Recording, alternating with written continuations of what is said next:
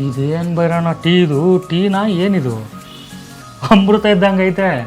ಈರುಳ್ಳಿ ಸಿಪ್ಪೆ,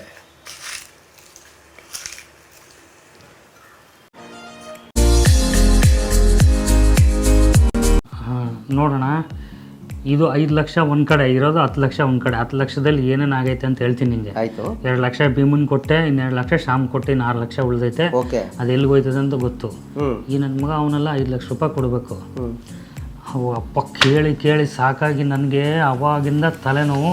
ಏನೋ ಲೆಕ್ಕ ಹೇಳಿದ್ದೀನಿ, ನನಗಂತೂ ಸಾಕಾಯ್ತಣ್ಣ. ಸಿಕ್ಕಾಬಿಡೆ ತಲೆನೋವು ನನ್ನ ಹತ್ರ. ಒಂದು ಟೀ ಮಾಡ್ಕೊಂಡ್ಕೊಳ್ಳೋರ್ಗು ದಯವಿಟ್ಟು ಮಾಡ್ಕೊಂಬೋಣ. ಈಗ ಹೋಗಿ ಹಿಂಗೆ ಬಂದೆ ನೋಡೋಕೆ. ಆಯ್ತು. A few minutes later.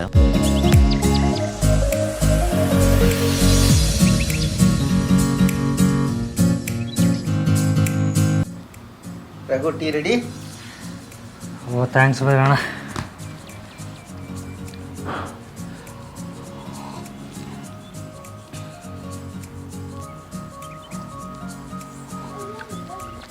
ಇದೇನು ಬೈರಣ್ಣ ಟೀನಾ ಏನಿದು? ಅಮೃತ ಇದ್ದಂಗೆ ಐತೆ. ಓ, ಈ ಟೀ ಸಕ್ಕತ್ತಾಗಿದೆ.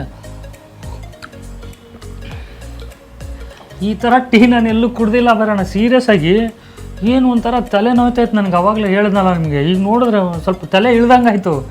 ಅಣ್ಣ ಈ ಟೀ ಪುಡಿ ಎಲ್ಲಿ ಸಿಗುತ್ತೆ ದಯವಿಟ್ಟು ಹೇಳೋಣ. ಮಾಮೂಲಿ ಟೀ ಪುಡಿನೇ. ನಮ್ಮ ಮನೇಲಿ ಟೀ ಮಾಡಿದ್ರೆ ಈ ಟೇಸ್ಟೇ ಬರಲ್ಲ. ಅದೇ ಟೀ ಮಾಡಬೇಕಾದ್ರೆ ಒಂದಷ್ಟು ಇಂಗ್ರೀಡಿಯೆಂಟ್ಸ್ನ ಸೇರಿಸಿದ್ದೀನಿ ಅದಕ್ಕೆ. ಯಾವ್ಯಾವ್ದು ಇಂಗ್ರೀಡಿಯೆಂಟ್ಸು ದಯವಿಟ್ಟು ನನಗೂ ಸ್ವಲ್ಪ ಹೇಳು. ನಾನು ಹೋಗ್ಬಿಟ್ಟು ಮನೇಲಿ ಮಾಡ್ಕೊಂಡು ಕುಡಿಬೇಕು. ಹೆಸ್ರಾಗು ನಿನಗೂ ವೀಕ್ಷಕರಿಗೂ ಮಸಾಲೆ ಟೀ ಮಾಡುವುದು ಹೇಗೆ ಅಂತ ಹೇಳ್ಕೊಡ್ತೀನಿ. ಬನ್ನಿ ವೀಕ್ಷಕರೇ, ಈ ಮಸಾಲೆ ಟೀ ಮಾಡುವುದು ಹೇಗೆ ಅಂತ ತಿಳ್ಕೊಳ್ಳೋಣ. ಟೀಗೆ ಮಾಡಬೇಕಾದಂಥ ಪದಾರ್ಥಗಳು ಟೀ ಪುಡಿ ಮತ್ತು ಸಕ್ಕರೆ ಆಲ್ರೆಡಿ ಇದೆ. ಸೊ ಅದಕ್ಕೆ ಮಿಕ್ಕಿದ್ದು ಮಸಾಲೆ ಟೀ ಮಾಡಬೇಕಾದ್ರೆ ಬೇಕಾದಂಥ ಪದಾರ್ಥಗಳು ಒಂದು 4 ಮೆಣಸು, ಒಂದು ಅರ್ಧ ಟೀ ಸ್ಪೂನ್ ಜೀರಿಗೆ, ಒಂದು ಚೂರು ಶುಂಠಿ, ಸ್ವಲ್ಪ ಸೋಂಪು ಕಾಳು, ಸ್ವಲ್ಪ ಕಾಯಿ ತುರಿ, ಮತ್ತು ಬಾದಾಮ್ ಪೌಡ್ರು 1 ಟೀ ಸ್ಪೂನು, ಒಂದು 2 ಈರುಳ್ಳಿ ಸಿಪ್ಪೆ, 2 ರಿಂದ 3 ಈರುಳ್ಳಿ ಸಿಪ್ಪೆ ತಗೋಬೇಕು. ಬಟ್ ಚೆನ್ನಾಗಿರೋದು ತೊಗೋಬೇಕು. ಈರುಳ್ಳಿ ಚೆನ್ನಾಗಿ ಒಣಗಿದ್ದು ಆ ಒಳ್ಳೆ ಈರುಳ್ಳಿಯಲ್ಲಿ ನೀವು ಈರುಳ್ಳಿ ಸಿಪ್ಪೆನ ತಗೋಬೇಕು. ಪಾತ್ರೆ ಇಡ್ತಿದ್ದೀನಿ. So gas ಹಚ್ಕೊಳ್ಳೋಣ.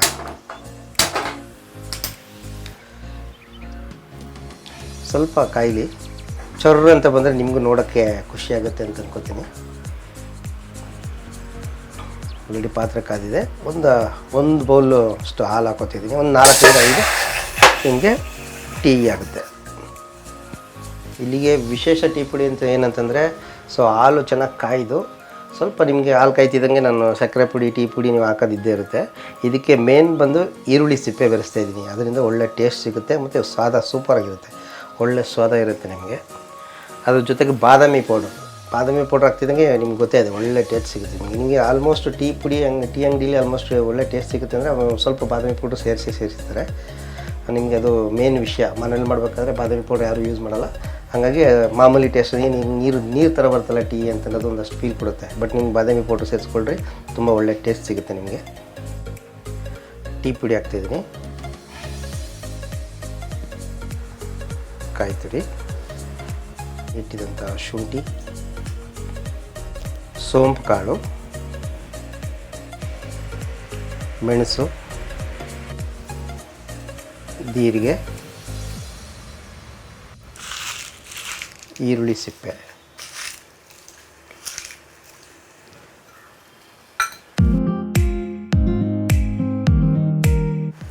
ಚೆನ್ನಾಗಿ ಕುದಿಲಿ. ಆಲ್ರೆಡಿ ಕುದತ್ತಿದೆ, ಕುದಿಬೇಕಿದು ಚೆನ್ನಾಗಿ. ನಿಮ್ಗೆ ಇವಾಗ ಬಾದಾಮ್ ಪೌಡ್ರ್ ಸೇರಿಸ್ಕೊತಿದ್ದೀನಿ ನಾನು ಅದಕ್ಕೆ.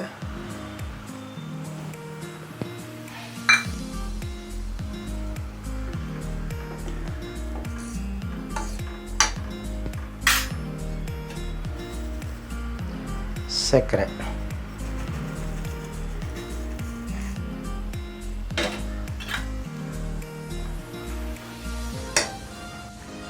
ಸ್ವಲ್ಪ ಸಣ್ಣ ಉರಿಲಿ ಬೇಯಿಸ್ಕೋಬೇಕು.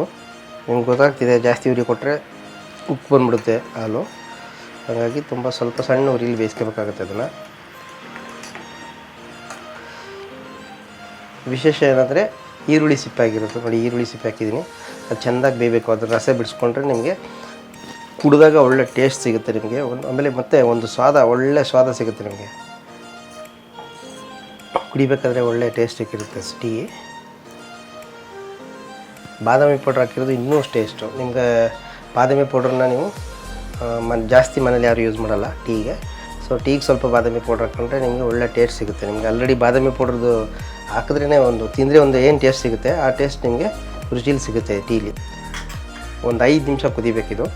ಸೊ ಅಲ್ಲಿವರೆಗೂ ನೋಡೋಣ. ಒಂದು 5 ನಿಮಿಷ ಕುದಿಲಿ ಅಂದರೆ ಚೆನ್ನಾಗಿ ಈರುಳ್ಳಿ ಸೊಪ್ಪು ಚೆನ್ನಾಗಿ ಬೇಯಬೇಕು.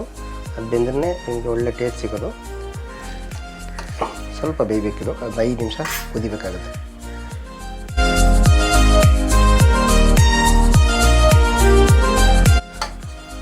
ಸಂಪೂರ್ಣವಾಗಿ ಸ್ವಾದಭರಿತ ಟೀ ರೆಡಿ ಇದೆ.